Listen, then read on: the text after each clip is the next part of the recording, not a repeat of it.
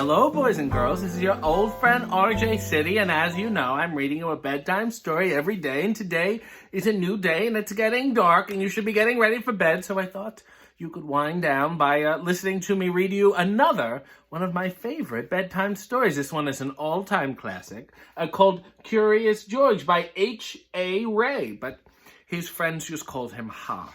You see, the policemen are taking him away. Sounds like a troublemaking George to me. Let's figure out what the hubbub is. This is George. He lived in Africa. He was very happy, but he had one fault. He was too curious. You see, too much of a good thing is never a good thing. Look at how happy he is. That's the beginning. It's going to get far worse for George. One day, George saw a man. He had on a yellow straw hat. The man saw George, too. What a nice little monkey, he thought. I would like to take him home with me. This is a mistake. This man is invading this country. The man put his hat on the ground, and of course George was curious. Well, why shouldn't he be? You never see a man or a hat before. He came down from the tree, and he took the large yellow hat. This is really what bothers me, is that here's a man with the yellow hat. There's no yellow. You don't see an ounce of yellow here. It's all white. Very, very bizarre. The hat had been on the man's head. George thought it would be nice to have on his own head. He picked it up and he put it on. See, there he is there. He's putting the hat on his head. The hat covered George's head. He couldn't see. The man picked him up quickly and popped him into a bag. George was caught. I would say abducted. And I hope he's not, this guy's not a poacher. I hope he's just on safari. I hope he's a conservationist.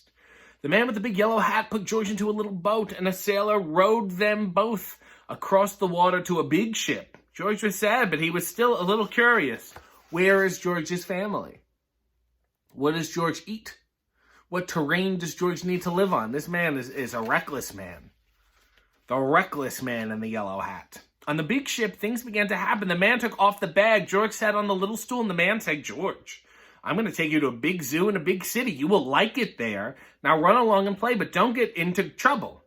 George promised to be good, but it's easy for little monkeys to forget. This is just straight up animal. He abducted this guy. No promise of giving George a better life. It's a zoo. George doesn't even know what a zoo is. If you see children, if you see animals in a while, you leave them alone. Because you don't know what you're doing with them. On the deck, he found some seagulls. He wondered how they could fly. He was very curious. Finally, he had to try. It looked easy. Oh, what happened? See, this is not only you take the animal, the monkey, out of its element, and now you're letting it run amok on a ship by itself. It sees a bird, it thinks it can fly, it doesn't know what it's doing. First this, then this. Great. He's jumped headfirst into the water. If it was shallow, he would have cracked his head and he would have been dead.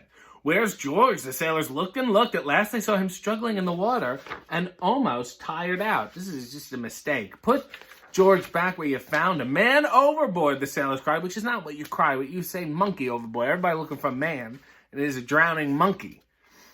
They threw him a life belt.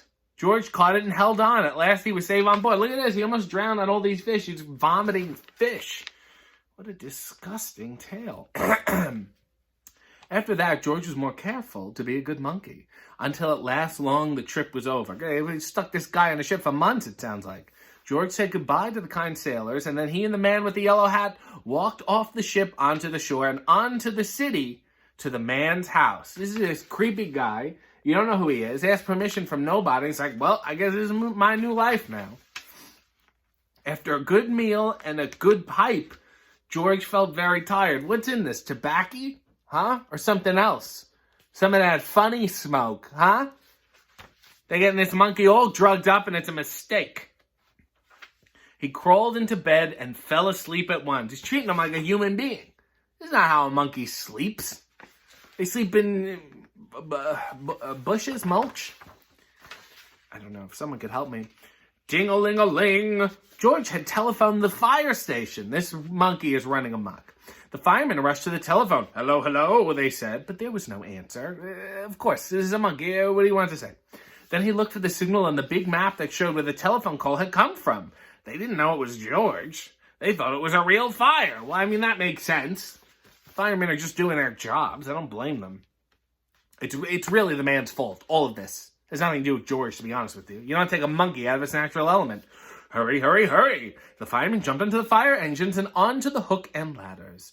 Ding dong, ding dong, everyone out of the way. Hurry, hurry. You know, the firemen, and meanwhile, George is like, I don't care. This guy took me out of my home. The firemen rushed into the house. They opened the door. No fire, only a little monkey. Yeah, who's been abducted and abused and forced to smoke. Oh, catch him, they tried. George tried to run away. He almost did, but he got caught on the telephone wire, and look at this guy. Guy's going to trip. Guy's going to hang himself. The thin fireman caught one arm, and a fat fireman caught the other. There's no time to fireman shame. You fooled the fire department, they said. We will have to shut you up, but you can't do any more harm. They took him away and shut him in a prison. So the guy was in Africa. Remember in the beginning, he was sitting in a tree and he'd been having a good time? Look at him now. This is where the man gets you. You got to stick it to the man. Can't listen to these people. They're out to profiteer off you.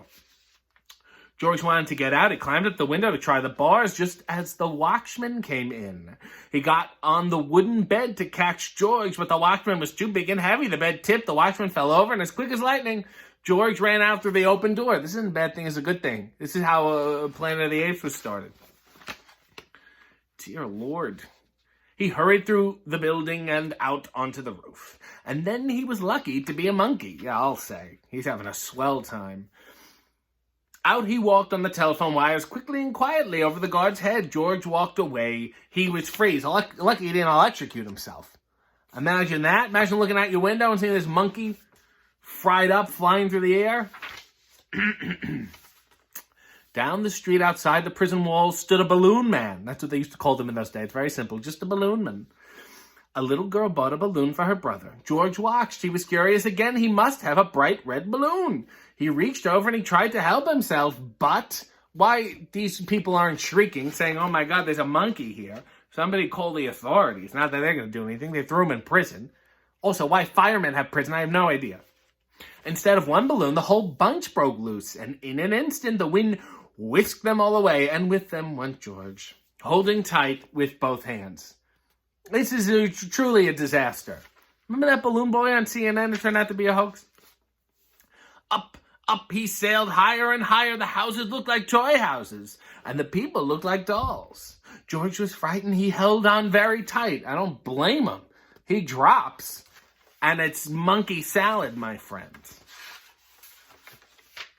At first, the wind blew in great gusts, then it quieted. Finally, it stopped blowing altogether. George was very tired. Down he went, bump, onto the top of a traffic light. Great, so it's now the guy's in the middle of traffic. Everyone was surprised. The traffic got all mixed up. George didn't know what to do. He then heard someone call, George. Yes, dear. Very Ed Bighead. He looked down and saw his friend, the man with the big yellow hat. Look at this idiot, grinning like a moron. Caused all of this. What a mistake. George was very happy. The man was happy too. You just throw this guy in jail. George slid down the post, and the man with the big yellow hat put him under his arm. Then he paid the balloon man for all the balloons. Gee, that's so nice of you, hat guy. And then George and the man climbed into the car, and at last away they went. To the zoo! What a nice place for George to live. Took him out of Africa. His home with his family and his friends. Stick him here. This replica. Oh, here's another tree. Not as good. Enjoy your daily feedings and mandatory cleanings. It's a disaster. Sorry, everyone. I didn't think it was going to be straight up animal abuse. Anyway, before you go to bed, I want to sing my bedtime lullaby.